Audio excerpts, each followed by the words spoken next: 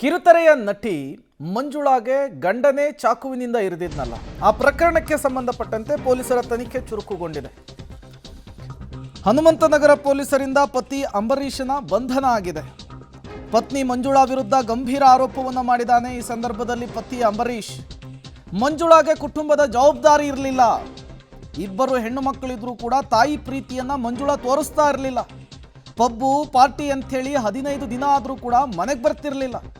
25 ಲಕ್ಷಕ್ಕೆ ಅಪಾರ್ಟ್ಮೆಂಟನ್ನು ನಾವು ಲೀಸಿಗೆ ಹಾಕ್ಕೊಂಡಿದ್ವಿ. ಆ ಲೀಸನ್ನು ಕ್ಯಾನ್ಸಲ್ ಮಾಡಿಸಿ ಆ ದುಡ್ಡಿನೊಂದಿಗೆ ಎಸ್ಕೇಪ್ ಆಗೋದಕ್ಕೆ ಮಂಜುಳಾ ಯತ್ನ ಮಾಡಿದ್ಲು. ಇದೇ ವಿಚಾರಕ್ಕೆ ನಿತ್ಯ ಗಲಾಟೆ ಆಗ್ತಾ ಇತ್ತು ಅಂಥೇಳಿ ಪೊಲೀಸರ ಮುಂದೆ ಪತಿ ಅಂಬರೀಷ್ ಹೇಳಿಕೆ ಕೊಟ್ಟಿದ್ದಾನೆ. ಗಲಾಟೆಯ ತಾರಕಕ್ಕೇರಿ ಚಾಕು ಇರಿದಿರುವುದಾಗಿ ಪತಿ ಅಂಬರೀಷ್ ಹೇಳಿಕೆಯನ್ನು ಕೊಟ್ಟಿರುವಂಥದ್ದು. ಮಂಜುಳಾ ಉರುಫ್ ಶ್ರುತಿ ಕಿರುತೆರೆಯ ನಟಿ, ಈಕೆಯ ಮೇಲೆ ಮಾರಣಾಂತಿಕ ಹಲ್ಲೆ ಆಗಿತ್ತು. ಅದಕ್ಕೆ ನಾನಾ ರೀತಿಯ ಆ್ಯಂಗಲನ್ನು ಕೂಡ ಕೊಡಲಾಗಿತ್ತು. ಈಗ ಅಂಬರೀಷ್ ವರ್ಷನ್ನೇ ಬೇರೆ ಇರುವಂಥದ್ದು. ಹಣಕಾಸಿನ ವಿಚಾರಕ್ಕೆ ಕಿರಿಕಿರಿ ಆಗ್ತಾ ಇತ್ತು.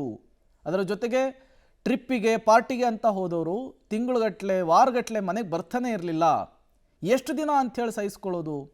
ಹಲವು ಬಾರಿ ನಾನು ಇದನ್ನು ಪ್ರಶ್ನೆ ಮಾಡಿದ್ದೆ. ಈ ಸಂದರ್ಭದಲ್ಲಿ ನಿತ್ಯವೂ ಗಲಾಟೆ ಆಗ್ತಾ ಇತ್ತು, ಹಲವು ಬಾರಿ ರಾಜಸಂಧಾನ ಆಗ್ತಾ ಇತ್ತು.